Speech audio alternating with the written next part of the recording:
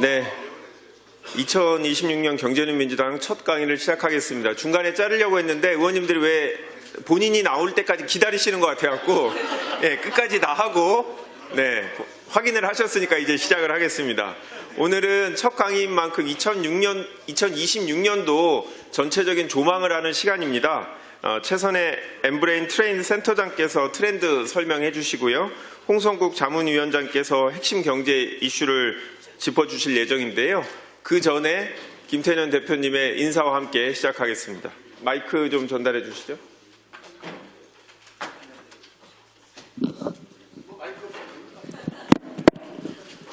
또 직접 이렇게. 안녕하세요, 김태년입니다. 동절기 방학을 끝내고 또 새해가 시작돼서 첫 번째 경제는 민주당 또 진행을 하게 됐는데 더 불구하고 이렇게 상황을 이루어주셔서 너무 감사합니다. 저도 오늘 화면 처음 봤는데 오늘 출연하신 의원님들은 출연료 500원씩 꼭 납부해 주시기 바랍니다. 이제 우리 경제는 민주당이 지금 횟수로 한 5년, 횟수로 5년째예요. 횟수로. 정말로 우리가 경제에 대한 실력을 쌓고 또 유능함을 더하기 위해서 쉼없이 달려왔는데요. 이제부터는 축적된 이 공부의 기반 하에 우리 국정과제에 대한 우리 민주당 이재명 정부의 국정과제에 대해서 힘있게 추동하는 그런 모임이 되었으면 좋겠습니다. 우리 국정과제에서 필요로 한 입법과제들도 제때에 제대로 해내고 또 우리가 학습했던 공부했던 많은 내용들이 정책으로 연결되는 그런 유능함을 우리가 함께 만들어 갔으면 좋겠습니다. 오늘도 소중한 시간 되시기 바랍니다. 그리고 함께 해주신 보좌진 또 언론인 여러분들도 새해 복 많이 받으시기 바랍니다. 감사합니다.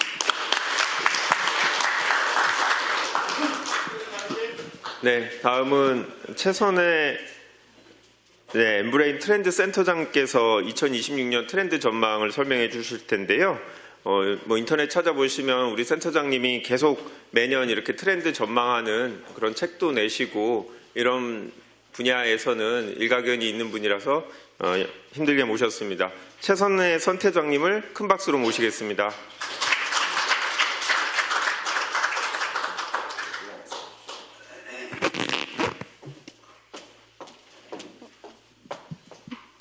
네, 안녕하세요. 안녕하세요. 저는 굉장히 소수 민주당 의원님 오시는 줄 알았는데 이렇게 많은 분들이 오셔가지고 근데 굉장히 화기애애한 분위기네요. 일단 새해 복 많이 받으시고요. 저도 늦었지만 새해 인사드리겠습니다. 새해 복 많이 받으세요. 네, 저는 엠브레인에서 트렌드 센터장을 맡고 있는 최선혜라고 합니다. 네, 저희가 이제 MBS 조사를 하기도 하고 리서치 회사 여론조사라고도 많이들 알고 계시는데요. 저희는 꽤 오랫동안 트렌드를 데이터로 분석해 온 기업이기도 합니다. 제가 좀 마이크를 잡고 나갈게요. 저희가 딱 15년 동안 초창기부터 시작해서 굉장히 오랫동안 데이터로 트렌드를 전망해 해온 기업인데요. 그만큼 뭔가 트렌드에 대해서 인사이트를 제공해 드릴 수 있다. 이 정도 이제 어필을 하려고 책을 이렇게 쭉 나열을 해봤습니다. 근데 저희가 매해 그 이듬해 트렌드를 바라볼 때 항상 염두에 두는 중요한 질문이 한 가지가 있어요. 과연 트렌드라는 것 전망을 하는 걸까라는 겁니다. 저희가 노스트라다무스적 예언가도 아니고 뭔가 소위 뜬다. 어떤 기술이 뜨니까 이 서비스가 뜰 거다. 이렇게 기술 우선주의적 관점에서 뭔가를 전망하는 게 과연 효용 가치가 있을까를 항상 염두에 두고 트렌드를 바라보는데요. 한 가지 좀 예를 들어 볼게요. 2016년도 오래전이죠. 이때 한국의 라면 시장은 굉장히 견고한 경쟁 구도가 있었습니다. 농심이 부동이 1등이었죠. 자, 근데 갑자기 2016년도에 2등인 업체가 갑자기 부각을 해요. 어디였을까요? 네, 오뚜기입니다. 마케팅에 특별한 전략이 있었을까요? 아니요. 한 가지 굉장히 중요한 이슈가 있었죠. 그게 뭐냐면 선 대장이 별세하면서 이렇게 납부해야 될 상속세가 큰 이슈가 됐었습니다. 이 회장이 1,500억 가까운 납부를 잘하겠다 이렇게 발표를 한 것이죠. 근데 대중소비자들은 굉장히 놀라했어요. 기업이 이렇게까지 투명하게 납부를 한다고? 더 면밀하게 오뚜기를 바라보기 시작합니다. 살펴봤더니 오뚜기라는 회사가 경영 철칙이 비정규직을 고용하지 않는다더라. 이런 이제 알림도 뉴스도 나오기 시작하고요. 또 하나는 기업의 많은 이익분을 사회에 환원을 많이 한다더라. 이런 소식도 전해주고 있죠. 그래서 이 오뚜기라는 회사를 다시 보게 됩니다. 일명 가뚜기라는 명성을 얻게 되죠. 뭐 특별한 마케팅 전략이 있었던 건 아닙니다. 그저 공정과 이 정의라는 거대한 태풍의 길목에 있었던 것뿐이죠. 대중소비자들의 이 니즈가 있었는데 왜 하필 또 2016년도였냐. 저희가 트렌드를 분석했을 때 이 당시에 이 챕터가 하나 많이 회자가 됐었는데요. 블랙박스를 통해 살벌한 대한민국 들여다보기가 하나의 주제였습니다. 2016년도 기억은 잘 나시지 않겠지만 전 세계적으로 차량 내 블랙박스 설치율이 가장 높았던 한국 때문에 이게 좀 이슈가 됐던 해였습니다. 자, 이유는 블랙박스를 설치를 해야 억울하지 않을 수 있다라는 대중소비자들의 심리가 엄청 컸던 한 해였던 거죠. 그래서 이 대중소비자들의 니즈가 사실은 그 이듬해 어떤 계기도 만들어냈냐. 아시아 최초로 프로축구에 VCR 시스템이 도입되는 결정적 계기도 만들어냅니다. 자, 이런 흐름 속에서 요즘 한 번 더 눈여겨봐야 될 이슈가 하나 있죠. 바로 쿠팡입니다. 2025년도 11월 20날 쿠팡 개인정보 유출 사건을 보도를 했어요.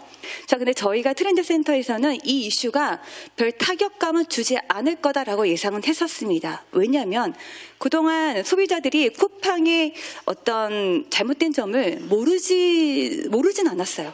알고 있었습니다. 그런데 이 편리함 때문에 묵인해 왔던 거죠. 쿠팡의 노동환경, 배달기사의 어떤 사고 이런 것들을 묵인해 왔었습니다. 저희가 딱 한 달 뒤에 쿠팡의 어떤 이런 소비자 정책에 대해서 인식을 한번 살펴봤을 때도 별 큰 이슈는 없었습니다. 탈퇴를 하겠다. 이런 뚜렷한 적극적인 대응책은 없었어요. 왜일까요? 이미 개인정보라는 거는 털릴 만큼 털렸다는 게 인식이 있었습니다. 자, 그런데 저희가 패널 딥데이터라고 엠브레인의 데이터가 있습니다. 데이터를 살펴봤더니 그 전까지 별 이슈가 없어요. 자, 그런데 11월 29일 날 쿠팡이 개인정보 대규모 전체 규모 피해 그 규모를 발표를 하죠. 자, 이때 이후에 갑자기 급증을 합니다. 왜 급증을 했냐면 이게 이용을 하겠다는 급증이 아니라 아마 비밀번호 변경, 뭐 내 번호는 털렸을까 이런 확인차 했을 거예요. 자, 그런데 쿠팡의 이용자가 전국민의 44%를 차지합니다. 그리고 나서 쿠팡의 개인정보 유출 사건 전후에 이용자가 배구 1,500만 건에서 많이 내려가지는 않는다는 걸 보실 수가 있을 거예요. 그렇죠? 자, 그런데 저 선이 붕괴됩니다. 언제일까요? 네, 김범석 국회 불출석 요 고지가 났을 때 저 선이 붕괴가 됩니다. 자, 왜냐하면 소비자들은 이미 알고 있었어요. 개인정보가 털린다는 거를. 그런데 이 털림에도 불구하고 기업이 신속한 대응과 대처만 한다면 그 기업의 신뢰는 어느 정도 회복이 가능하다라고 생각은 하고 있었습니다. 근데 여기에 대응을 하지 못했던 거죠. 자, 핵심은 트렌드에서 중요한 거는 이벤트 사건이 아닙니다. 이 트렌드를 바라볼 때는 여기에 대한 대중소비자들의 태도, 정서를 먼저 읽는 게 중요하다는 겁니다.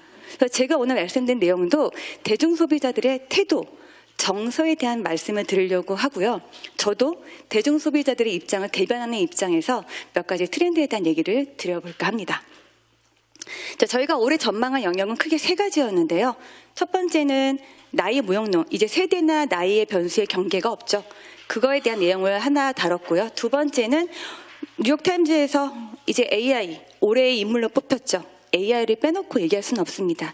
이 AI가 어떤 트렌드의 방향성에 영향을 주고 있는가, 요 챕터 하나, 그리고 소분 소비라고 해서 소비의 전체적인 패러다임을 전망한 요 세 가지 챕터 중에 오늘은 제가 키워드로 두 가지를 전달해 볼까 합니다. 하나는 의도적 안티 스위치, 그리고 압축 소비입니다. 자, 올해 되게 이상한 컨텐츠들이 부상을 했던 한 해였습니다. 혹시 이 제가 화면에 제시한 이 세 가지의 컨텐츠들을 다 알고 있으신 분 계실까요? 나 라부부 정도는 아는데 요거 말고는 다른 분들 이 컨텐츠가 뭐야 라고 하시는 분들 계실 겁니다.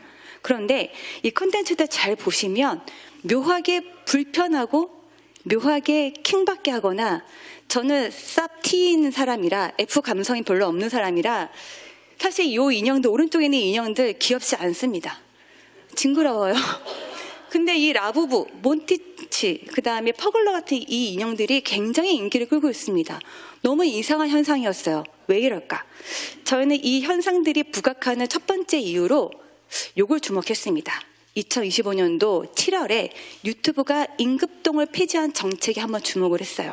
자, 임급동이라 하면 인기 급상승 동영상입니다. 자, 그런데 이제 저희가 한번 물어볼 질문이 두 가지가 있어요. 자, 인기 급상승이다. 자, 인기 도대체 누구한테 있는 건데? 그리고 그 인기 규모가 어느 정도인데? 라는 이 두 가지 질문이 필요합니다. 자, 왜냐하면 지금 여기 계신 분들 제가 잘 보면 모래시계 정도는 다 알고 계실 거예요. 그죠? 그런 공통의 경험이 있습니다. 저도 알고요. 근데 지금은 앞서 보여드렸던 몇 가지 컨텐츠를 보시더라도 공통의 경험이 없습니다. 취향이 그만큼 세분화됐고요. 마이크로 트렌드가 확산되어 있는 현재 트렌드를 반영하고 있죠. 자, 그런데 쇼폼이나 유튜브를 잘 보시면 AI가 편집장 역할을 하고 있죠. 알고리즘을 적용하고 있습니다. 그러니까 개인적으로 보는 모바일 환경이 보여지는 컨텐츠들은 모두 다 그만합니다. 비슷비슷합니다. 자, 그래서 소비자 조사를 통해 본 결과를 보면 이제 SNS에서 보여주는 모든 컨텐츠들이 식상하다, 피곤하다, 피로하다 이런 느낌들이 많아요. 그래서 오히려 예상하지 못했던 컨텐츠가 등장할 때 뭔가 이상하거나 독특하거나 예상하지 못했던 컨텐츠가 등장할 때 재미와 도파민을 느낍니다. 자, 이 얘기는 뭐냐면 AI 밖의 컨텐츠를 원하는 경우가 많아지고 있다는 거죠. 바로 이 니즈가 비정형 그리고 독특한 컨텐츠가 회자가 되고 인기를 얻게 되는 주요 원인이라고 생각이 되는 거죠. 자, 이런 컨텐츠가 뜨는 두 번째 이유는 뭐가 있을까요? 자, 바로 AI입니다. 아주 어마어마하죠. 챗GPT 사용자 수, 유료 구독자 수, 글로벌 순위 어마어마합니다.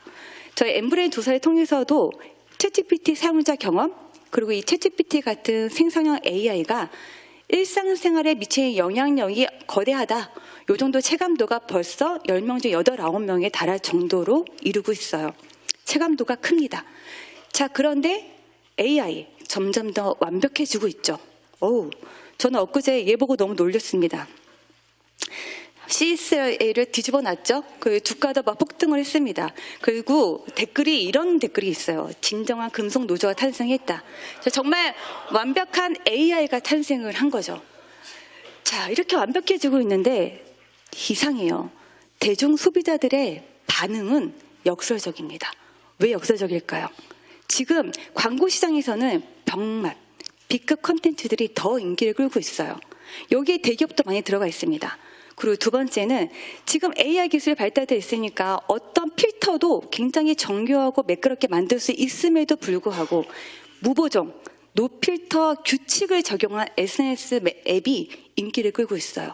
그냥 날 것 그대로를 보여주고자 하는 거죠. 세 번째는 디지털 카메라가 기술이 얼마나 좋아졌겠어요, 지금. 그런데 노이즈나 번짐, 이런 삑사리 같은 날 것, 뭔가 어설픈 것들을 추구할 수 있는 것들이 인기를 끌고 있다는 거죠. 한마디로 얘기해서 뭔가 부족하고 완전해 보이지 않고 어설프거나 불확실한 것들에 대한 니즈가 많아지고 있다는 겁니다. 자, 그런데 이것은 어떤 걸 효과를 얘기할까요? 바로 완벽한 AI의 나비 효과라고 칭할 수 있습니다. 그리고 이 패턴은 사실 주기와 어떤 습성이 비슷해요. 한번 볼까요? 사이클 패턴이 있습니다. 2010년도 기억하시겠죠? 저희에게 엄청난 영향력을 줬던 사건이었어요. 이세돌과 알파고의 대결이 있었던 해가 2016년도죠. 그리고 그 이듬해 지금 잘 기억도 나지 않지만 4차 산업혁명이라는 키워드가 언론 뉴스에 도배가 됐었어요. 5G가 나왔던 때죠. 자, 이때 대중소비자들은 내 직업을 잃을 줄 모른다. 기술 때문에 뭔가 디스토피아 같은 미래가 꿈꿔지는 거 아닐까라고 불안감에 휩싸였을 때 바로 그 이듬해 2018년도에는 이런 B급 병맛, 그리고 데이비드 섹스의 아날로그 반격이라는 책이 베스트셀러가 됐던 해가 바로 2018년도였습니다. 자, 한 번 더 볼까요? 2009년도 애플 아이폰이 국내 첫 출시가 됐던 해였습니다. 그리고 2010년도 모바일 SNS 실시간성이 폭발한 시기입니다. 지금의 트위터, 페이스북, 유튜브의 모바일 시대가 완전 개막한 시대가 2010년도예요.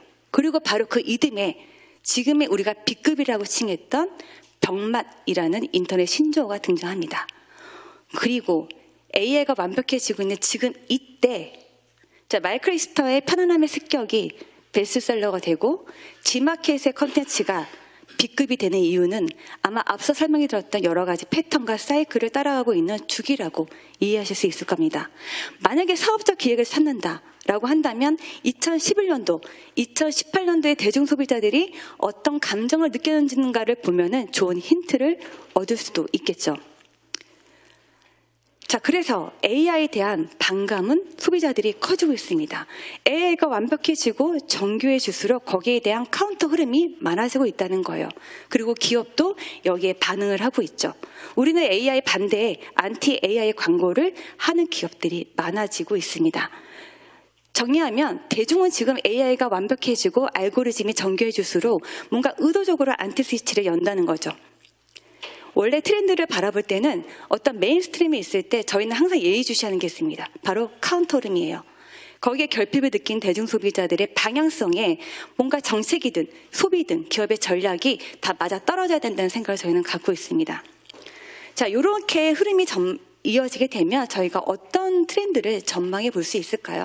저희는 3가지를 한번 전망을 해봤습니다. 자, 첫 번째는 이제 정답, 무결점이 좋은 거다라는 신화가 붕괴할 가능성이 있는 거죠. 최근에 아마 넷플릭스에서는 아주 최근의 컨텐츠로는 불량 연애라는 컨텐츠가 있고요. 요 전에는 모태솔로지만 연애는 하고 싶어라는 이런 컨텐츠들이 인기를 끌고 있었습니다. 완벽한 서사를 갖고 있는 출연진이 아니에요. 되게 미남, 미녀, 어떤 스펙이 대단한 사람들이 나오는 것이 아니라 연애를 한 번도 못 해봤어요. 뭔가 없어요. 허점도 많고 부족한 점이 많은 사람들의 서사를 더 궁금해하는 사람들이 많아지고 있다는 겁니다. 자, 이렇게 되면 최근에 어떤 일도 저희가 예의주시할 수 있냐? 카이스트에서 하고 있는 이 실패 연구소도 저희가 주목할 필요가 있는 거죠. 올해로 3번째를 맞았어요. 근데 올해 유독 이 카이스트 실패 연구소에서 사례를 어플라이한 사례들이 많이 공감을 얻고 있는데요. 실패를 했는데 그게 대박이 난 아이템들, 이런 것들로 인해서 학생들이 내놓은 실패 사례들이 여러 대중들에게 공감을 얻는 사례가 많아지고 있습니다. 이렇게 되면 기업들도 실패 이런 서사를 전략을 세워볼 수 있을 거예요. 자, 최근에 이 전략을 어디가 많이 했냐? 바로 BBQ입니다. 자, BBQ가 이제 에이펙 서밋에서 젠스왕이 그 깜부치킨에 대동을 했잖아요. 그런데 이제 그 오피셜 계정에 이런 글을 내요.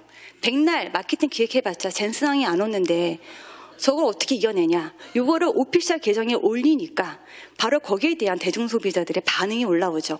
매출 급증했습니다.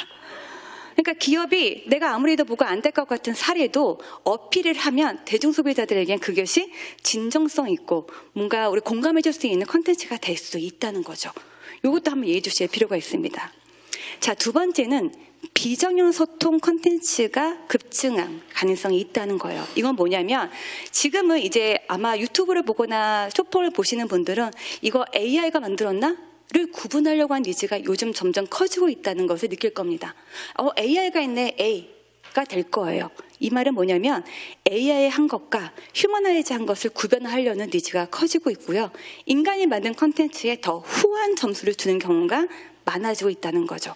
뭔가 날것, 뭔가 조금 허점이 있지만 즉흥성을 담보하는 어떤 콘텐츠들에 대한 인기가 많아지고 있다는 겁니다. 최근에 70-80% 애드립이 겸비된 콘텐츠가 대중소비자들의 공감을 받는 것도 한 예라고 볼 수 있죠. 이 맥락에서 제가 정말 탁월한 선택이었다라고 예상했던 콘텐츠가 바로 작년에 콘텐츠 시청률 1위를 했던 대통령의 국무회의 생중계였습니다. 지금 대중소비자들은 즉흥성이 진정성을 겸비하고 있다고 생각해요. 그래서 아마도 이 국무회의 생중계는 진정성 있는 정책을 반영했다, 그걸 보여주려고 노력했다라는 공감을 얻어냈을 가능성이 높습니다. 자, 3번째로는 아마 지금 AI 시대라고 했을 때 이런 말씀 많이 들어보셨을 거예요. 이제는 검색이 아니라 발견의 시대다. 이제 AI가 만들어 놓은 모든 결과물을 우리는 결과물을 보고 선택하는 프레임에 짜여져 있습니다. 결과 중심형 소비가 이루어지고 있는 거죠. 자, 이렇게 되면 자연스럽게 소비자들은, 대중들은 과정에서의 우리가 얻을 수 있는 인사이트를 놓칠 가능성이 높죠. 근데 제가 아까 앞서서 어떤 말씀 드렸냐면 트렌드를 바라볼 때 메인이 있다면 그 반하는 카운터만 봐야 된다. 이 얘기는 즉슨 결과 중심형 소비가 많아진다면 아마 대중들은 과정 중심에 대한 소비가 또 한편으로 커질 수 있다는 것을 반증한다는 겁니다. 그 한 예로는 최근에 도시관찰 트렌드라고 있어요. 평소에 출퇴근하거나 등하교를 하는 그 길가에 무심코 지나쳤던 것들을 발견하는 것에서 굉장히 감동과 재미와 즐거움을 느낀다는 겁니다. 지금 현재 대중소비자들은요. 그래서 여행 상품도 여정 중심형 상품이 많이 만들어지고 있기도 하죠. 이 중심에서 저희가 한번 눈여겨봐야 될 건 뭐냐면 아마 과정에 대한 소유권을 대중소비자들에게 줬을 때 여기에 대해서 사람들이 공감하는 경우는 더 많아질 수 있다는 겁니다. 그렇다 보면 최근에 카이스트에서 이렇게 어떤 장학금을 주는 혜택을 주는 광고를 많이 하고 있어요. 공부 말고 등산하면 장학금을 준다. 근데 이게 등산하면 장학금 준다는 것이 아니라 이 등산하는 과정에서 동료와의 어떤 경험을 느꼈는가, 과정에서 어떤 것을 발견을 했는가가 핵심입니다. 등산을 오래 했고 높은 곳을 갔다고 한 것이 중요한 것이 아니라 이 과정에서 어떤 인사이트를 느꼈는지를 더 공유하고자 하는 니즈가 발현되고 있다는 거죠. 이렇게 된다면 또 다른 우리 예전에 느꼈던 그 우표 수집 같은 것들에 대한 것도 지금 하나의 취향으로, 취미생활로 부각이 되고 있습니다. 자, 이렇게까지 전망을 해볼 수가 있고요. 또 하나의 키워드가 있죠. 바로 압축 소비입니다. 자, 압축 소비는 저희 엠브레인 트렌드 센터에서 2025 트렌드를 전망했을 때 핵심 키워드였던 소분 소비의 연장선이에요.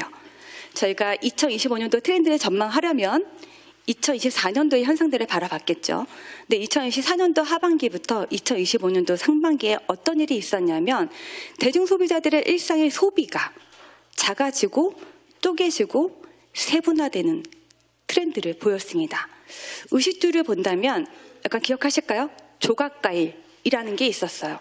그리고 잔술이라는 게 있었습니다. 그리고 홈쇼핑은 대량 판매가 핵심이죠. 그런데 소분 판매가 또 상품 전략으로 뜨기 시작했습니다. 그리고 경험도 뭔가 한 번에 다 하려는 경험보다는 마라톤도 부흥을 했던 시기이기도 한데 5km, 3km, 2km, 1km를 마라톤이란 이름으로 명칭을 하고 또 즐기기도 해요. 저희는 그걸 경험의 챕터라고 얘기를 했는데 챕터별로 뭔가를 경험하려고 하는 움직임도 있었습니다.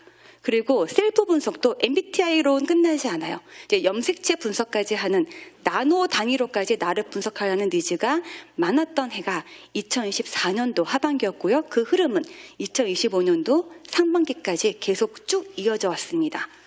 자, 그런데요. 저희가 작년도 하반기를 바라볼 때 이 방향은 비슷한데요. 이 흐름은 비슷한데 방향이 뭐가 달라짐을 좀 느꼈어요. 어떤 방향이 달라졌냐면 절약, 그리고 플렉스의 경계가 없어지고 있다는 걸 봤던 거죠. 하나 예를 들어 볼게요. 절약이라고 하는 소비 영역을 볼까요? 사실 절약이라고 하면 뭘까요? 생활 필수재 아끼는 거예요. 교통비 아끼고 뭐 식비 아끼는 이런 겁니다. 자, 그런데 알뜰폰 가입자 한번 봐야 될 것 같아요. 지금 알뜰폰 가입자 아직도 많습니다. 많은데 저희가 예의주시하는 데이터는 알뜰폰 순증 가입자예요. 자, 순증 가입자가 감소하고 있다는 것, 둔화하고 있다는 이 특징을 주목할 필요가 있습니다. 지금 절약을 하려면 통신비도 아껴야 되는데 순증이 좀 둔화되고 있다? 업계에서 이렇게 분석을 해요. 지금 프리미엄 요금제를 쓰던 사람들이 알뜰폰으로 가지 않으려고 해요. 이유는 AI 앱을 써야 되고 OTT를 봐야 되고 유튜브를 봐야 되는데 이 데이터 제약이 있는 곳으로 가는 거를 꺼린다는 겁니다. 불편하다는 거예요. 자, 또 하나 에너지를 볼게요. 2003년도 에너지 약간 전기세 인상했잖아요. 그때 당시에 쿠팡이든 어디든 굉장히 회자됐던 컨텐츠 상품이 있었어요. 절전 어댑터, 전기세 아끼기. 어떻게 하면 전기세를 아낄 수 있을지가 SNS에 도배를 했습니다. 2024년도에요. 자, 그런데 올해 저희가 이 조사를 해봤을 때 조금 달라요. 여름에 에어컨을 틉니다. 대신 에너지 효율 가장 등급이 높은 제품으로 상품을 돌리려고 해요. 물론 정부에서 했던 환급 사업 자체, 에너지 효율 등급을 하면 뭐 환급하는 정책이 있었기 때문에 그 영향이 있었을 수도 있지만 대중 소비자들은 내 삶의 질까지 해치는 그런 전기세를 아끼는 방법으로는 지양하는 소비 태도를 보이고 있다는 겁니다. 이른바 선택적 프리미엄이죠. 플렉스 소비 영역도 같이 보도록 할게요. 자, 고급재라고 하면 명품이에요. 근데 지금 명품 시장 어떻죠? 2회 연속 둔화되고 있죠. 감소세를 보이고 있습니다. 불황에도 명품은 호황을 겹쳤던 이 사례를 가늠해 보면 이례적인 현상이에요. 대신 뭐가 뜨고 있죠? 번개장터 같은 중고 명품 플랫폼, 상태 좋은 중고 명품을 거래할 수 있는 플랫폼이 뜨고 있습니다. 최근에 어떤 일도 있냐? 일생일대의 결혼식에서도 가성비 있게 드레스를 구매하려는 젊은 층이 늘어나고 있어요. 인생에서 가장 플렉스를 할 수 있는 소비는 결혼식이죠. 근데 결혼식에서조차 이 플렉스를 하지 않고 가성비 웨딩 바람이 거세고 있는 이 흐름은 주목할 필요가 있습니다. 바로 플렉스 영역에도 선택적 절약 모드를 켜고 있다는 겁니다. 자, 핵심은 지금 대중 소비자들은 소비 영역에서 굉장히 복잡한 계산기를 두둑이 있다는 겁니다. 자, 계산기를 두둑이 있다는 건 뭐죠? 데이터가 있다는 거예요. 어떤 데이터가 있을까요? 자, 예전부터 욜로 플렉스, 그리고 짠테크, 거지방, 무지추 챌린지, 그리고 저희가 전망했던 소분 소비에서 아주 작은 경험을 다양하게 하려고 했던 이것까지 소비자들은 플렉스부터 절약의 모든 영역에 대한 데이터가 이미 체감이 되어 있는 상태입니다. 자, 그런데 현실이 녹록지가 않죠. 지금 경기가 안 좋아요. 원래 경기라는 건 좀 주기가 있잖아요. 나빠지면 좋아질 거라는 기대감이 있어야 되는데 지금 그 기대감이 별로 없습니다. 게다가 AI가 있죠. AI 때문에 내 직장이 어떻게 될지 몰라요. 이제 대체 불가할 것 같은 불안감이 휩싸여져 있죠. 그래서 이전까지만 하더라도 조기 은퇴, 파이어조 이런 용어가 지금 쏙 들어왔습니다. 대신 뭐가 뜨고 있죠? 대잔류 시대. 지금 직장에서 남아야 된다. 지금 이 생각이 굉장히 많아지고 있습니다. 이직 꿈도 못 꿔요. 지금은 내가 지금 현재 직장에서 잔류한 선택을 하고 있습니다. 자, 이 모든 경험을 통해서 나름의 후회 경험도 가지고 있죠. 자, 후회라는 거 이것 때문에 소비 철학이 바뀌고 있어요. 굳이라는 말을 쓰고 있다는 거죠. 굳이 안 해도 된다는 거는 안 하겠다. 내가 나름 전략을 짜겠다라는 겁니다. 사실 심리학적으로 봤을 때 후회는 굉장히 안 좋은 감정이에요. 부정적인 감정이죠. 그런데 뭔가 계획을 하거나 실천하려고 하거나 학습을 할 때는 동력이 됩니다. 지금 자원의 한계를 체감하고 있는 소비자들은 새로운 생존 공식이 필요해졌어요. 왜냐하면 불확실성에 내 돈과 시간을 쓸 수 없기 때문에요. 그래서 지금 현재 내가 가지고 있는 자산의 가치, 현재 가치, 투입 비용, 그리고 미래적 가치까지 포함해서 정교한 계산을 하고 있습니다. 최대한의 만족을 추구하기 위해서요. 그걸 저희는 심리적 ROI라고 명칭을 칭했습니다. 가장 중요한 건 지금 소비에는 미래 가치까지 포함한 모든 것을 결정하고 있다는 겁니다. 자, 그래서 저희가 한 가지 전망한 게 뭐였냐면 롤렉스 소비가 부상할 거라는 거예요. 롤렉스 아니고 롤렉스입니다. 플렉스는 들어보셨을 거예요. 근데 롤렉스 소비가 부상할 거다라는 전망을 했는데요. 롤렉스는 절약이 곧 과시가 된다는 겁니다. 근데 오해하지 말으셔야 될 것이 아까 앞서 보여드렸던 짠테크, 무지추 챌린지와 같은 절약은 아니라는 거예요. 최근 국내적으로 페이데이 루틴이라는 컨텐츠가 SNS에 많이 회자가 됐습니다. 자, 이 페이데이 루틴이 뭐냐면 월급날에 월급을 일단 받으면 투자와 저축을 미리 하는 거예요. 그리고 나머지 돈으로 생활을 하는 건데 여기서 핵심은 그 나머지 돈으로 생활을 궁색맞게 하는 게 중요한 게 아닙니다. 자, 이렇게 절약을 해서 나한테 어떤 여유와 선택권을 줬는지가 핵심입니다. 그렇게까지 절약을 해서 나에게 어떤 미래 가치를 두고 있느냐, 이게 핵심이라는 게 굉장히 중요합니다. 지금 대중 소비자들은 합리적 소비가 뭐 질 좋은 제품 절약으로 샀다 이거 아니에요. 뭐 절약의 영역이든 플렉스 영역이든 이 선택이 나에게 어떤 미래 가치를 준시, 이것이 굉장히 중요한 조건이 되고 있다는 거 기억하셔야 됩니다. 자, 이렇게 되면 소비 하나도 허투루 할 수가 없어요. 소비의 프로젝트화 단계가 진행될 가능성이 있습니다. 하나를 사더라도 단계적으로 잘 구매하려고 한다는 거죠. 예를 들면 그런 거죠. 수면 건강을 챙기고 싶어 라고 한다면 첫 단계 좋은 매트리스를 사고 내 침실에 좋은 조명을 놓고 이 조명을 제치하고 내가 어떤 편안한 옷을 잠을 자고 베개를 사고 이런 소비가 프로젝트화대로 가능성이 있다는 겁니다. 이거를 반증하는 게 뭐가 있냐면 최근에 이런 매장이 많아지고 있죠. 쇼룸 형태의 매장이 엄청 많아지고 있습니다. 오프라인에서 처음부터 끝까지 내가 어떤 것들을 계획적으로 살 수 있지가 중요한 소비의 포인트가 되고 있다는 거죠. 자, 이렇게 되면 첫 시작이 중요해요. 비싼 제품을 사기 전에 맛보기가 필요합니다. 비싼 것을 하기 전에 작은 비용으로 확신을 사는 과정이 필요해요. 저는 이거를 리트머스 소비라고 명칭을 칭했는데 이것은 2025년도 두플리케이션, 두프 소비의 연장선이라고 보실 수도 있습니다. 자, 지금 최근에는 명품 쪽에 이런 게 좀 약간 맛보기로 검증해 볼 수 있는 테스트가 많아지고 있지만 지금 여행이나 가전 이런 쪽으로 이 소비의 패턴은 더 카테고리가 다양해질 것으로 예상이 돼요. 큰 돈을 쓰기 전에 작은 돈으로 확신 사는 과정이 소비에 굉장히 중요한 포인트가 될 수 있을 것 같습니다. 이 시장을 반영한 게 최근에 뭐가 있을까요? 소유보다 빌려 쓰는 시대가 되고 있다는 게 화두가 되고 있죠. 요즘 유독 뭐가 많아지고 있죠? 가정 구독 서비스 광고가 많아지고 있는 것도 이 트렌드를 반영한다고 생각하시면 됩니다. 지금 소비 영역에서 소비자들은 굉장히 복잡한 계산기를 두들고 있다고 말씀드렸잖아요. 굉장히 복잡하고 어렵습니다. 자, 그런데 소비 영역에만 이 영향이 있을까요? 어디에 영향이 가장 크게 미칠까요? 인간관계입니다. 인간관계에도 이제는 전략적으로 계산을 합니다. 이 계산이 뭔가 어떤 나한테 이득을 줄 수 있을까 이런 관계가 아니라 지금 나와 너의 관계가 미래에도 만족을 줄 수 있을까? 이 관계가 어떤 의미를 줄 수 있지를 따지게 된다는 겁니다. 바로 관계의 시성비 흐름이 극대화될 가능성이 있습니다. 사실 이 인간관계가 줄어드는 건 소비하고도 정말 많은 영향이 있어요. 인간관계가 줄어들 때 작년도, 재작년도에 가장 히트했던 게 뭐였죠? 인간관계가 줄어들면서 히트했던 상품이 뭐 혼밥은 혼술 너무 뻔하죠. 근데 하이볼을 생각해 보시면 돼요. 자, 하이볼의 급성장과 인간관계가 완벽하게 비례합니다.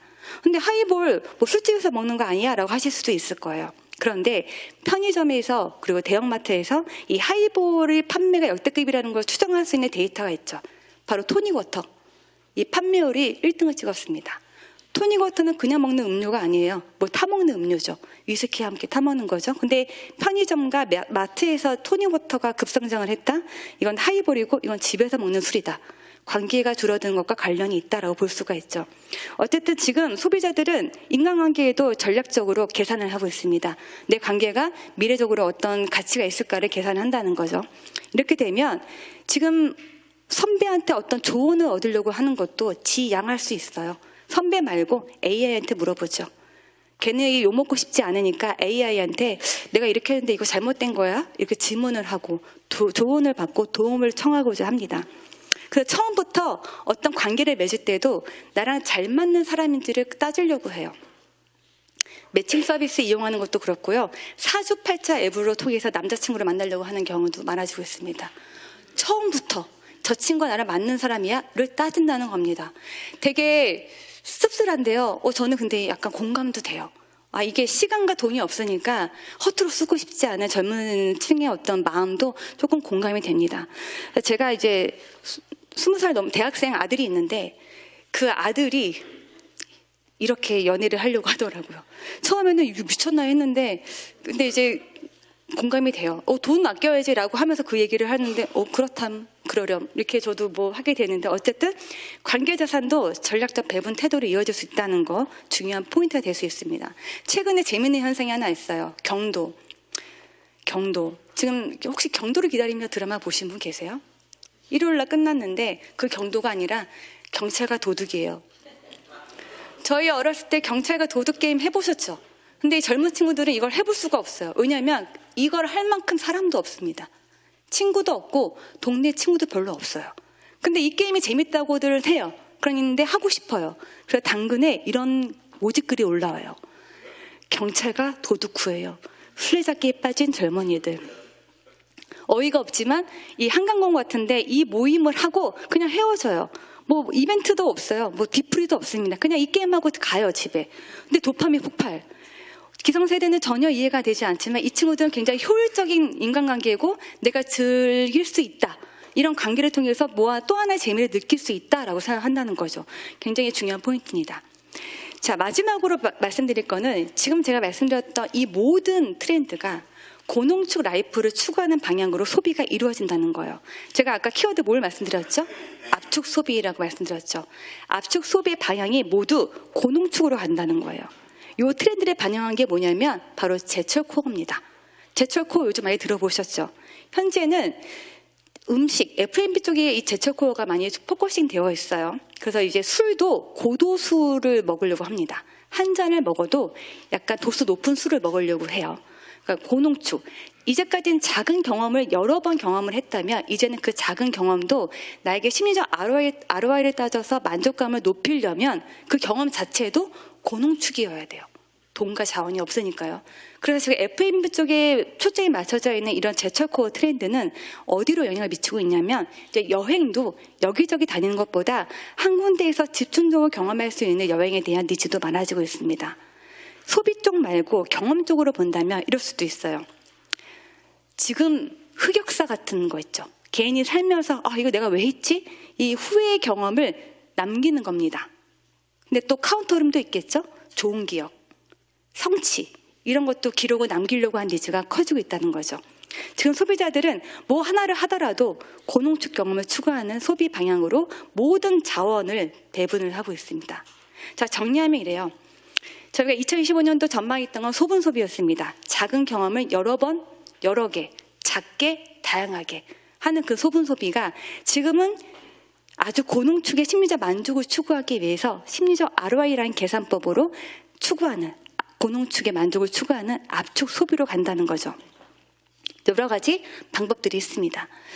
자, 그런데 저희가 예의주시해야 될 것들이 있어요. 소비를 할 때는 그 당시의 시대적 배경을 무시할 수는 없다는 겁니다. 지금은 AI가 있죠. 자, AI가 도래했을 때 직장인들과 많은 분들은 완벽해진 어떤 이 생산성 도구 때문에 업무 효율성이 높아지고 편리는 해졌어요. 그런데 사람이 느끼는 상대적 박탈감과 결핍은 있습니다. 무기력감도 느끼죠. 불안합니다. 그래서 모든 소비는 이 불안감을 메꾸는 방향으로 이루어질 수밖에 없어요. 심리적 ROI란 만족도 수준의 초점이 내 정서적 기분을 맞추려고 하는 쪽에 초점이 될 수 있고 거기에 모든 자원을 가질 수 있다는 걸 꼭 기억하셔야 됩니다. 기업도 그리고 공공정책도 마찬가지일 것 같습니다. 지금 대중소비자들은 많이 불안해요. 많이 불안하기 때문에 여기에 결핍을 메꿀 수 있는 정책, 전략, 방안들이 많이 필요할 것으로 생각이 됩니다. 제가 준비한 강의는 여기까지고요. 저희가 오늘 제가 준비한 강의 자료를 보실 수 있는 요게 QR코드가 있어요. 자료도 있고요. 열람하실 수 있으시니까 많이 봐주시고요. 새해도 복 많이 받으시고 저는 여기서 인사드리겠습니다.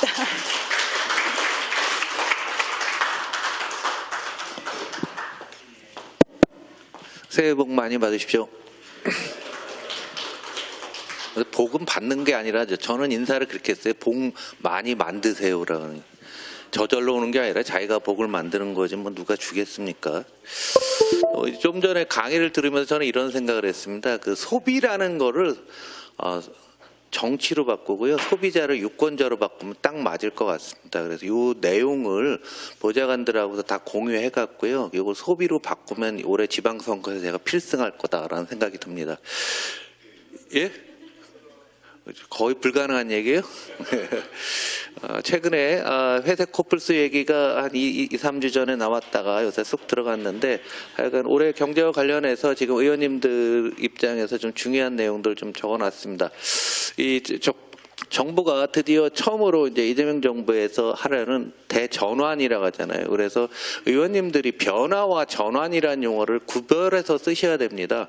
변화는 추세는 유지되면서 그 추세에서 벗어나는 왔다 갔다 하는 거, 추세선을 따라가는 거고 전환은 팍 턴하는 거거든요. 그래서 지금부터 우리 정부의 목표는 전환으로 가야 되는 거죠. 그래서 우리가 그동안 이러한 어떤 굉장히 중요한 목표를 만들었고 그 전에 좀 제가 보기엔 좀 순서가 안 맞았는데 이게 먼저 나오고 그 다음에 이제 구조전환이라고 해서 이게 6대 구조전환 계획이 나왔는데 올해부터 이걸 해야 됩니다. 근데 이걸 하기 위해서는 이번 지방선거에서 꼭 이겨야지만 가능하지. 앞으로는 불가능합니다. 이 지방선거에서 이기지 못하게 되면 왜 그러냐면 구조개혁은 어느 나라나 몰라서 못하는 건 아니에요. 할 수 있는데 가장 중요한 것은 어떤 구조개혁을 하면 분명히 그것은 기득권을 갖고 있는 사람은 반대를 합니다. 개혁을 했을 때 나라 전체는 좋아지지만 기득권을 갖고 있는 사람은 기득권을 뺏기는 게 구조전환의 구조개혁의 기본적인 특성이라는 얘기죠. 딴 얘기를 하면 구조전환은 제로섬이에요. 제로섬에서 이기려고 하면은 압도적인 지지를 위해는 달리 방법이 없어요. 그리고 의원님들이 계속 다니시면서 여론을 만들어가는 정책을 형성하는 과정이 필요하다는 거죠. 뭐 교육개혁이 됐건 뭐 다양한 뭐 연금개혁했을 때 이거는 세대 간의 갈등도 다 있는 거 아닙니까? 뭐 하나 맞추기가 정말 어려운 거죠. 유럽 같은 데가 이거 30년 하다가 아직도 결론을 못 나고서 지금 프랑스 마크롱 대통령 지지율이 12%예요. 연금개혁 12%. 연금개혁 에서 실패하면서 이런 상황들이 오고 있거든요. 그래서 지금 여러분들이 위기를 가져야 되는 게 지금 관성으로 대통령 지지율 60%, 민주당 45%, 여기에 안주해서는 절대 안 된다는 거죠. 그럼 이걸 하기 위해서 우리가 많은 준비를 해야 되는데요.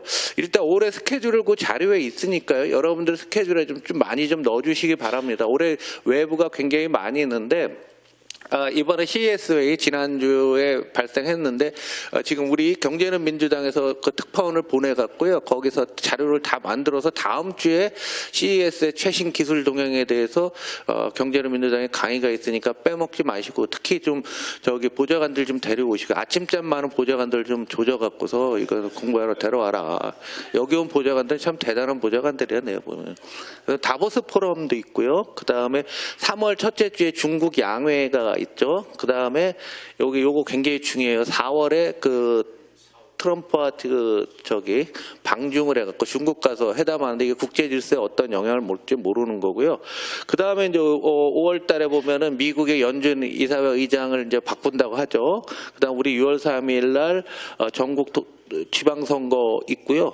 더 중요한 거는 우리 유권자 입장에서는 저기 월드컵이 저기 있어요. 야구도 있고 월드컵이 6월 11일부터 있어요. 그래서 여러분들 지방선거 이기기 위해서는 동네 축구클럽에 지금 자꾸 얼굴을 보여주는 것도 하나의 방법입니다. 축구 붐이 나올 수가 있어요. 이 선거할 때 이런 거 알려주는 강의 봤어요? 그래서 굉장히 외부적인 변수가 상당히 많은데 어찌됐건 미국의 중간 선거가 전 세계 경제나 우리나라한테 가장 중요할 거다라고 보고 있습니다. 올해 국제 질서는 기본 틀이 완전히 깨지는 그런 시기로 보고 있습니다. 지금 전 세계에서 시위가 안 나오는 나라는 사실 거의 없습니다. 한국도 오늘 버스 파업해갖고 저도 오늘 늦게 오고 아마 차도 문제가 많이 됐을 텐데요. 이게 뭐냐면 불평등 양극화에 대한 것 그리고 물가 상승에 대해서 생활고가 너무 힘들기 때문에 막 진행되고 있는 거죠. 그러면서 국제 정치에서 지금 이란이 오늘날 하는 느낌이잖아요. 어떻게 될지 모르지만 그러니까 오늘 신문을 보니까 죽은 사람이 648명으로 뭐 공식적으로 나왔던데 실제는 6,000명 정도가 될지 모른다는 거죠. 그리고 저기 소셜 미디어에 보면은요 그 이란이 굉장히 달라지는 게 우리 스마트폰을 중동 지역 사람들은요 요즘에 20대는 10대부터 스마트폰을 갖고 있었거든요. 페이스북으로 세상 돌아가는 거 다 알고 있던 애들이에요. 그러다가 이런 탄압이 오니까 하메네이 얼굴이 있는 데다가 이란 여성이 히잡도 안 쓰고 담뱃불로 붙이는 소셜 미디어가 나와 있습니다. 중동에서는 상상할 수 없는 일들이 막 벌어지고 있는 거죠. 그러니까 미국은 또 뭐 마두로 베네수엘라 잡아들이고 뭐 이딴 일들이 굉장히 있을 텐데 여기서 굉장히 중요한 관점 하나 잡아야 됩니다. 이게 빨간 게 아르헨티나 주가예요. 자기는 저기 베네수엘라 주가인데 대통령 잡아갔는데요. 주가가 얼마나 많이 올랐습니까?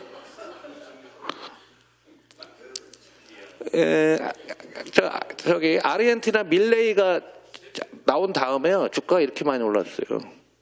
이거 굉장히 정치적으로 함의가 큰 겁니다. 줄었다가 이번에 또 미국이 중남미에 대한 거 하니까 올라가고 그 옆에 있는 콜롬비아도 왜 올라간다. 이 말은 뭐냐면 당장 살기는 어려운데 미국에 의해 갖고 좀 살면 정치적인 건 난 모르겠다. 민주주의 뭐 모르겠다. 내 삶이 중요하다. 그러니까 굉장히 사람들의 이중적인 성격을 이 주가가 보여주는 겁니다.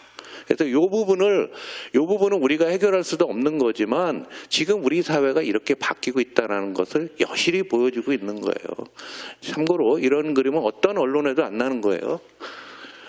우리나라에도 보면은 중앙일보에 잠깐 나왔던 거 제가 캐치했던 건데요. 이번에 대통령 중국 가셨을 때 대만에서 딴지를 거는 겁니다.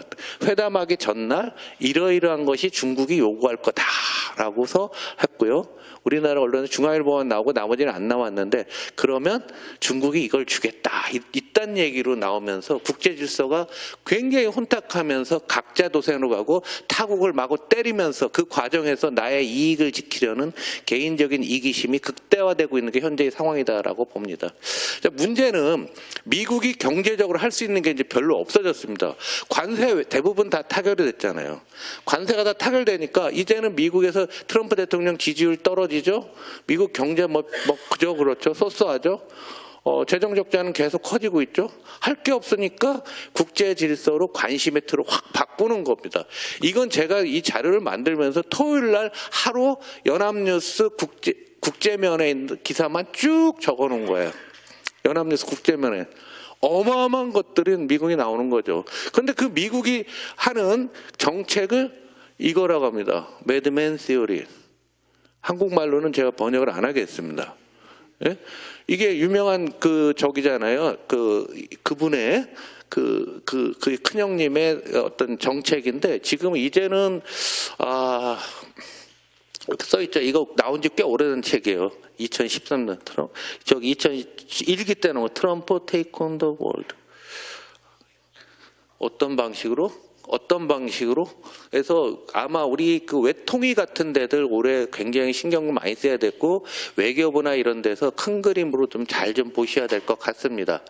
그런데 미국에 지금 정치적으로 상당히 어려운 게요. 트럼프가 1기 때에 이게 지지율 추이고 2기인데 지금 계속 떨어져서 이만큼 지금 이 정도까지 와 있습니다. 트럼프 계속 떨어지고 있고요.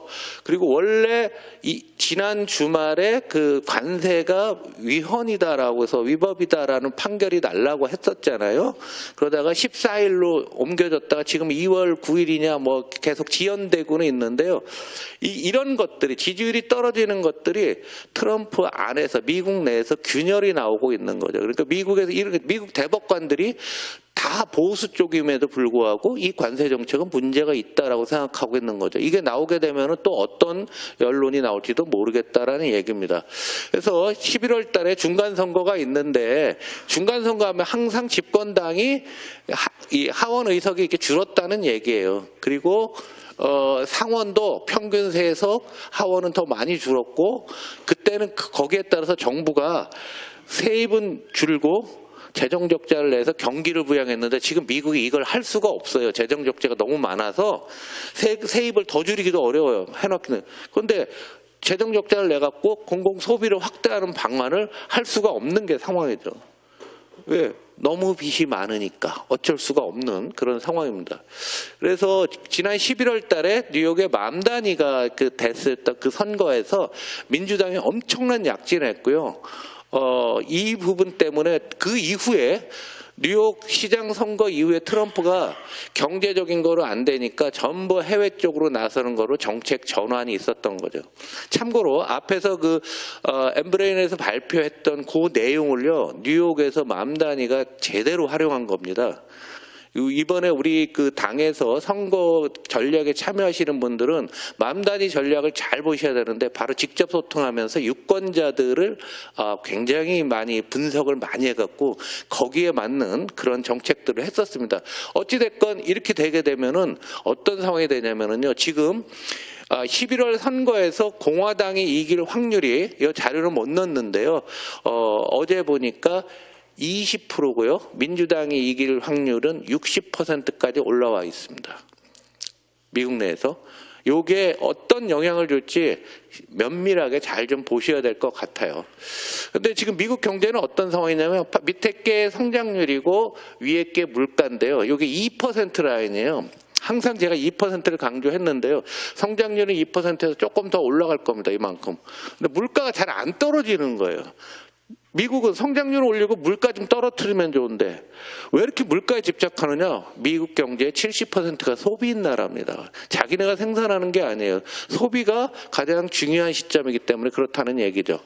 그런데 어느 정도냐면 그런데 실제로 숫자보다 미국도 불균형 성장을 하고 있는 거예요. 빅테크만 잘 되고 있고 나머지 잘 안 되고 하니까 소비자들의 빨간 거, 1년 후 일자리 어떨 것 같아? 1년 후 소득은 어떨 것 같다? 근데 딱 보면은 지금 이 바닥이 언제랑 같으냐면 글로벌 금융위기, 벤처 버블, 3자 효과 끝나갈 때, 그 다음에 2차 오일 시큐랑 비슷할 정도로 심리는 약화되는 거죠. 그러니까 패배가 확실하니까 자꾸 이상한 짓거리들을 해내고 있는 거예요. 그러면서 재정을 더 쓸 수는 없고 고용은 상당히 둔화되고 있는. 그래서 제가 보면 트럼프 대통령 이해는 가요. 당연히 이겨야 되겠는데 모든 상황이 상당히 안 좋다는 얘기죠. 그럼에도 불구하고 미국은 좀 유지할 것 같다. 큰 그림으로 보는 겁니다. 미국이라는 나라 참 대단한 게 220년짜리 금리가 있는 나라예요. 10년물이. 근데 요게 여기까지 떨어졌다. 코로나 때문에 확 떨어졌다가 지금 이 정도 하는데 꽤 좀 높은 상황입니다. 좀 높은 상황. 높은 요 정도지만 그래도 이제 더 이상 올라갈 것 같지는 않은데요. 짧게 놓고 보면 이렇게 돼 있어요. 10년물이 4%대에서 3년을 2년 반이고요. 시간이 지나고 나면은 소비자들은 부채가 많은데 미국의 부채는 우리나라와 마찬가지로 소득 하위 50%, 1등부터 100등까지 하위 50%가 전체 부채의 50%를 갖고 있어요. 그럼 이게 다 투표잖아요. 그런데 금리가 안 떨어지는 거죠. 그러니까 트럼프가 미치겠는 거죠. 패드한테 야 연준한테 금리 좀 내려 하는데 야 물가 이렇게 높은데 어떻게 내려? 이러고 싸우고 있다. 급기야 그저께 파월을 또 이제 저기 한다고 했죠. 뭐 조사한다고 뭐 연준 제도 건물 짓는데 뭘 비용을 잘못 썼는 이런 주접까지 떨굴 수밖에 없는 상황이 금리가 이게 그럼 여기서 안 떨어지고 계속 가잖아요. 그러면 공화당 필패라고 생각을 하는 거죠. 미국 경제 그런 거예요. 그럼에도 불구하고 여전히 미국의 파워는 있다라는 게 바로 빨간색이 미국 국채를 외국인이 사주는 건데요. 계속 늘고 있어요. 미국 사람들은 미국의 연준 뭐 이게 이제 중앙은행에 사는 거 미국 사람들은 별론데 외국은 그럼에도 불구하고 미국으로 가고 있다. 미국이 계속 휘초를 들고 있으니까 미국의 달러 패권은 유지되고 있으니까 이런 상황이니까 굉장히 어수선하면서 가닥을 잡지 못하는 상황들이 계속 유지될 거로 보고 있습니다. 그러면 물가가 제일 문제인데 물가가 왜 이렇게 안 떨어지고 뭐 하느냐라고 하는데 이건 역으로 또 관세 전쟁과도 관련이 되는 겁니다. 그래서 이 수입품 전체 물가 보시면은 그냥 관세 전쟁 시작하면서 똑같잖아요. 수입품 물가 올라가고 국산품 물가는 왜 올라가냐 이거죠. 국산품 물가도. 수입품 물가 올라가면 국산팔로 올라가는 거죠. 우리나라도 그렇잖아요. 이게 물가 오름세 심리라고 오랜만에 들어보셨죠? 80년대 그런 얘기했죠. 물가 오름세 심리. 여기 써 있죠. 수입품이 비싸지니까 국산품을 쓰게 되니까 수요가 늘어서 올라가는 효과가 있고 밑에 편승 효과, 가격이 올라가니까 같이 하는 이런 상황이 지금 발생하고 있는 게 현재 미국에서 발생하고 있어요. 그래서 맘다니가 뭐 하는데 이거 선거 전략은 당에서 할 때도 진짜 깊이 있게 보셔야 돼요. 오늘 그 소비 트렌드를 조금만 변형하면 선거 트렌드 그냥 나옵니다. 그러니까 맘다니도 나오고 뭐 했는데 가장 핵심은 왜 물가를 얘기하냐면 바로 이거가 있는 겁니다. 요즘 생활 물가 정치라는 용어가 있어요. 의원님들 이거는 꼭 좀 쓰십시오. 이런 용어를. 아무도 안 쓰고 있었거든요. 이제 앞으로 한 달 지나면 affordability crisis. 그러니까 affordability가 적절한 가격에 구매할 수 있는 이런 의미더라고요. 적절한 가격에. 근데 적절하게 가격에 못 산다는 얘기예요. 이게 새로운 정치 용어가 될 것 같고 생활 물가인데 맘다니가 그걸 공략을 한 거예요. 야, 뉴욕이 물가가 너무 없고 살기 어렵다. 야, 환율이 어떻고 뭐 국채가 어떻고 이런 얘기 한마디도 안 하는 거예요. 생활 물가만 갖고 얘기하는 거예요. 반대로 우리나라 똑같잖아요. 우리가 똑같지 않습니까? 올 6월 선거는 어포더빌리티 크라이시스거든요. 자, 이 영어 단어 모르시는 분 있으니까 따라하세요. 어포더빌리티 크라이시스. 지금 연식으로 한 번 해서 안 돼. 세 번만 해서. 어포더빌리티 크라이시스. 어포더빌리티 크라이시스. 아, 일단 발음이 나빠서. 그러나 여러분 까먹지 말아가 하는 거예요. 이 용어를 여러분들이 쓰셔야지만 이제 그 무식한 학자들이나 무식한 저쪽 당 애들은 저게 뭔 얘기니까 알 거 아니에요. 질의할 때 어포더빌리티 크라이시스 생각해. 물가 어떻게 해야 돼? 기재위 정무에 막 때려버리면 그게 뭐지? 저 혹시 국힘 비서진 와 있으면 그 당에도 전파를 하세요.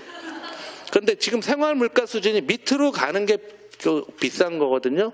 쭉 가보니까 역시 글로벌 금융위 때랑 비슷하다는 얘기죠. 비슷할 정도로 굉장히 어렵고요. 6월 선거는 짧게 보게 되면 많은 게 있는데 그때 되면은 내란 사태니 뭐 국제질서 문제 다 되는데 결국 마지막 이거로 될 가능성이 상당히 크다.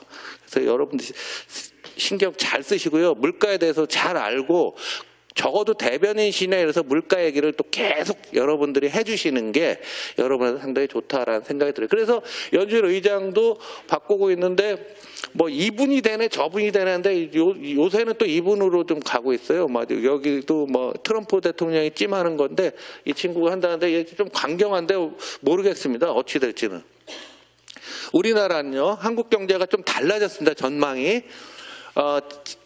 2024년에 2%다. 작년에 우리가 1년 내내 그랬죠. 1%도 안 된다 했는데 하반기에 우리 정부가 출연한 다음에 0.8 정도의 컨센서스에서 지금 올라갔고 1.1로 올라왔어요.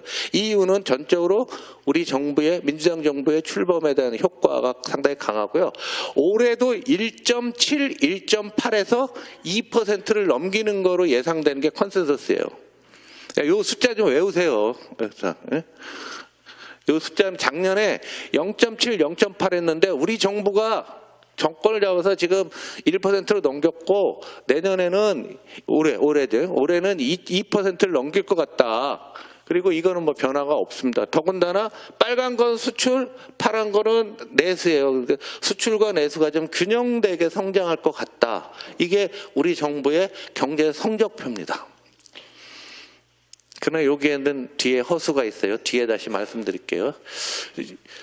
우리도 미국과 마찬가지. 미국은 M7이라는 빅테크 중심의 성장을 하고 있는 거고 우리나라는 반도체밖에는 잘 되는 게 없는 거죠. 11월 지표인데요. 11월 산업활동 다 마이너스인데 반도체 하나 늘었고요. 기타 운송장비, 철도 이런 거예요. 철도 갑자기 수주 받으면 확 늘 거 아닙니까? 다 줄고 있는 거예요. 산업이 안 되고 있습니다. 그리고 제조업의 평균 가동률을 보면 꼼짝도 안 하고 있죠. 2020년 코로나 끝난 다음부터 꼼짝을 안 하고 있고요. 소매 업체별 판매 동향을 보면은 백화점이 늘었어요. 백화점이 늘은 이유는 양극화를 의미하고요. 또 하나는 외국인 관광객들이 와서 백화점에 좀 많이 갑니다. 나머지 대형마트, 면세점, 슈퍼마켓, 편의점, 뭐 승용차 연료 뭐 이런 거 차는 특별한 거니까 다 줄고 있다. 무인 점포 이런 거 있죠. 무인 점포 전문 소매 이런 거 굉장히 하층 소비에 해당하는 것만 늘고 있는 거죠. 특별히 중요한 게 건설인데요. 건설은 작년도에 계속 마이너스 한번 숫자를 보실래요? 전년 동기 대비. 이게 3년 연속 진행되고 있는데요. 제가 건설 얘기를 몇 번 드렸어요. 어떻게든지 하긴 해야 됩니다. 안 해놓으면은 저거 2.2도 어려울 수가 있습니다. 그래서 지금 정부가 지금 부동산 대책도 못 내놓고 이걸 뭐 풀지 못하다 보니까 이런 현상이 있는 거죠. 반도체는 뒤에 말씀드릴게요. 온라인 소비도 저는 이렇게 생각해요. 지금 온라인 소비가 많아지고 있는데 요 정도 같아요. 지금부터 갑자기 더 확 늘고 이러지는 않고 여기서 안정권에 들어가는 건데 이 1년 사이에 보면은 온라인 소비 늘어가는 게 별거 아니고 어느 정도는 안정 단계에 와 있는 것 같거든요. 그래서 의원님들이 감각적으로 온라인에서 뭐 사는데 하면 이 비율 정도는 여러분들이 대충 감으로 좀 잡고 있으면 좋겠고요. 증감률을 이렇게 쭉 보시면은 증감률이 가장 많았던 게 서비스 및 기타예요. 배달 뭐 이런 거 있잖아요. 이게 숫자를 한번 보세요. 지금 전년 동기 대비 배달, 예를 들어 이게 배달로 보면 70, 80 여기 이렇게 되던 게 쭉 줄어서 한 자릿수 밑으로 왔잖아요. 그 얘기는 온라인으로 진행되고 있는 게 지금부터는 어느 정도 안정권이 돼서 여기서 그냥 소소한 정도, 그리고 그 안에서 온라인끼리의 싸움이 되지 않을까라는 생각입니다. 환율인데요. 지금 지난번에도 작년 12월 달에 환율 한번 했었잖아요. 그 이유에 대해서 그냥 간단 명료하게 정리한 겁니다. 우리나라가 해외로 돈이 많이 나갔다. 그래서 해외에 가지고 있는 게 순수히 1조 달러 이상 해외에 나가 있고요.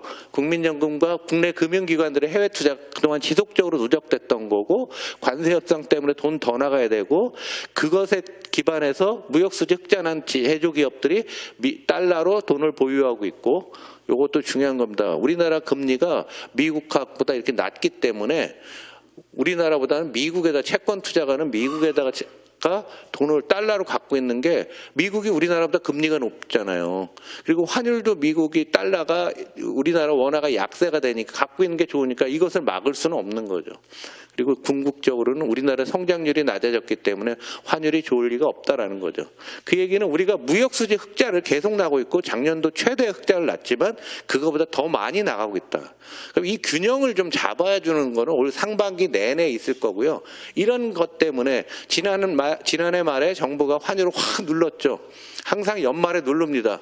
왜냐하면 1인당 GDP 계산할 때 환율이 1,500원하고 1,400원하고 차이가 엄청 크잖아요. 이게 1,400원 밑으로 가서 우리나라 이번에 4만 불 갈 수 있었습니다. 그런데요, 얼마나 대단하냐면요, 유학생 어머니들이 그 정부가 시장에 들어와서 달러 팔 때 다 받아갑니다. 애들한테 싸게 보내려고요. 이것도 제가 들으니까 있어요. 이동평균법법. 언제 들어올지 모르니까 매일 바닥에 깔아놔서 평균을 뭐 낮춘다. 밤새워서 워칭하다가 한 방에 몰빵형 뭐 이렇게 하면서 그런 분들이 계시대요. 그러니까 우리나라는 외환시장에도 이렇게 개인들이 아마 적극적으로 참여하는 나라는 전 세계에 우리나라밖에 없어요. 우리는 아주 독특해요, 하여간. 그래서 하여간 뭐 그래요. 그래서 이런 모든 것들은 아직 정리된 거 아닙니다. 수급으로 안정이 돼야 돼요.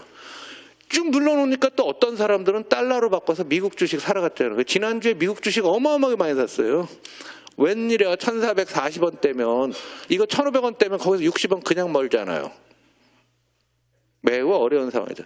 그럼에도 불구하고 올 상반기가 되는 거는 무역수지가 어찌됐건 무역수지 흑자는 계속 유지되고 있으니까 시간의 문제이지, 왔다 갔다 하고, 우리가 이런 때 IMF 외환위기, 글로벌 금융위기, 요거 김진태발 레고랜드 사태, 그거보다는 넘었는데 이 부분은 어디에서 상당히 좀 머물 것 같아요.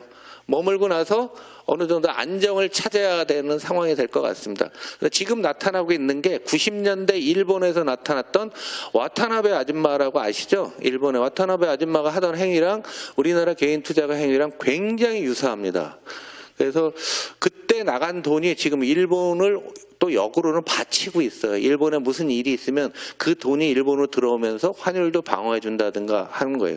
그러니까 외환이라고 하는 게 이게 상대의 가치이기 때문에요, 언제든지 바뀔 수 있으니까 너무 우려할 필요도 없다라는 생각이 듭니다.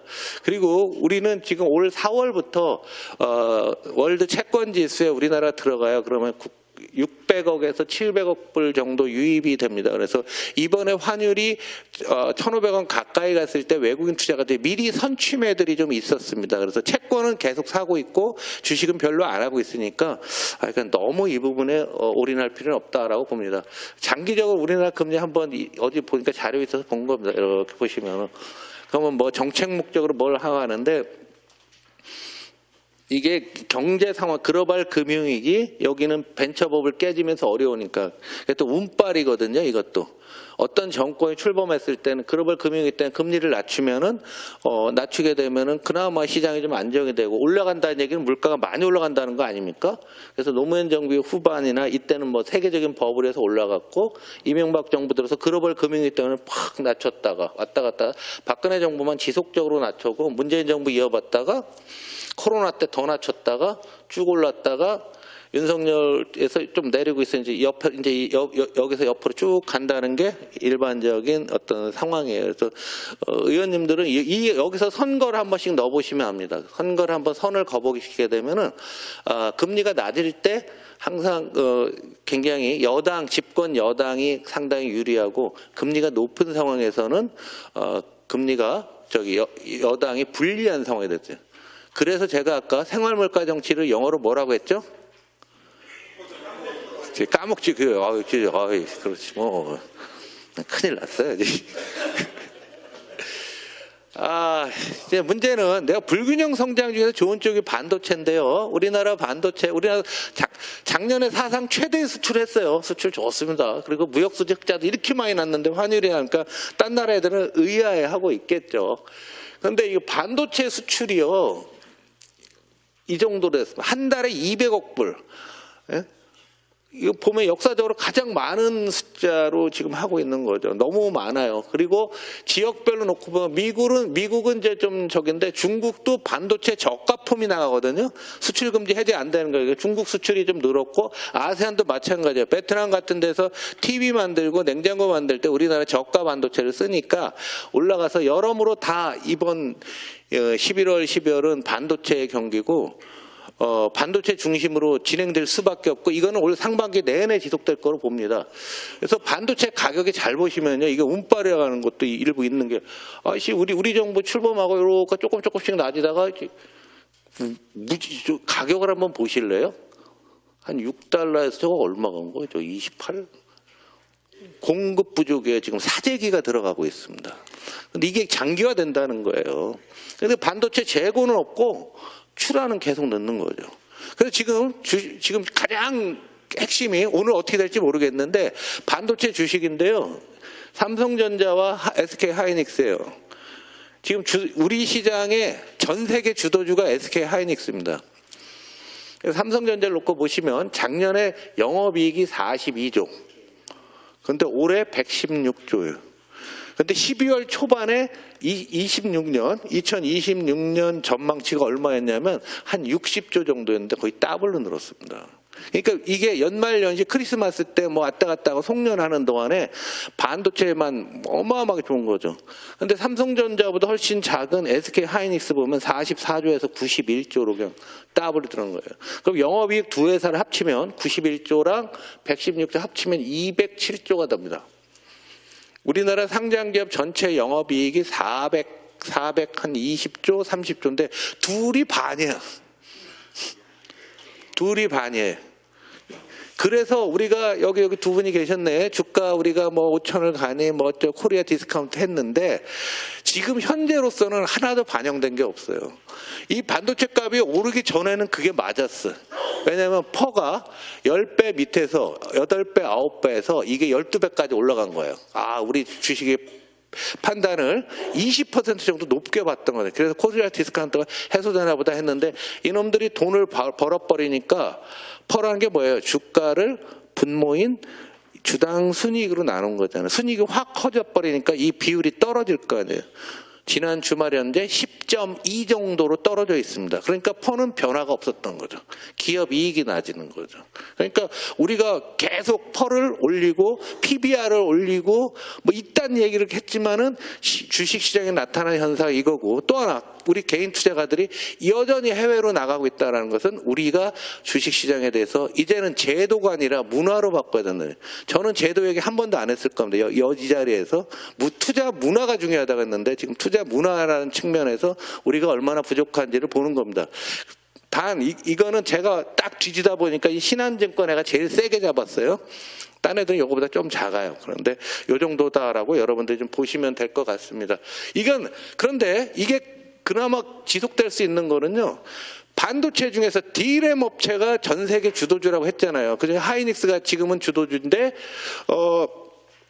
이게 미국에서 작년 상승률 1위 회사예요. 웨스턴즈. 이게 D램 하는 회사고요. 여러분들 들어보시죠. 마이크론이라는 회사, 이것도 D램 업체거든요. 하이닉스와 삼성전자, 이게 다 상당히 좋은 상태고요. 대만에 그 이제 있잖아요. 이거 뭐 요즘 루비나 블랙이나 뭐 이런 걸 만들면 그 안에다가 우리 HBM 뭐 이런 걸 하니까 TSMC도 굉장히 좋고요. 대만 가권 지수 상당히 좋은 거죠. 일본도 반도체를 만드는 부분들은 아주 후지지만 얘네가 반도체 소부장을 잘하거든요. 일본. 그러니까 도쿄 일렉트론이라 가지고 유명한 회사인데 여기 보면은요 2000에서 지금 여기 14까지 갔으니까 7배 정도를 작년 10월부터 올라가고 있는 게 이런 상황이에요. 배 아프시죠? 못 샀으니까 상황이 이런 상황이다라고 보시면 되는데 이게 반도체가 얼마까지 가느냐가 우리나라의 경제, 우리나라 주식시장 또 우리 정부와의 관계도 굉장히 중요하다라는 생각을 갖게 됐습니다. 그래서 지금 반도체에 대해서 자세한 공부는 다음 주는 CES고요. 제가 그 다음 주 정도는 반도체를 집중적으로 보려고 하고 있으니까 여러분들 좀 빼먹지 말고 좀 꼭 좀 오시기를 부탁드립니다. 마지막으로 요즘 하도 당이 시끄러워서 제가 옛날에 한번 보여드린 건데 공직자는 어항 속의 금붕어다. 우리가 하는 거 다 보고 있다. 어제 지방선거 출마자들 교육해달라고 가서 이 얘기했어요. 당신이 하는 거 다 알고 있으니까 빨리 없애더니 출마하지 말라고 이상한 거 있어요. 이렇게 하면 당에 부담된다. 이상 마치겠습니다. 감사합니다.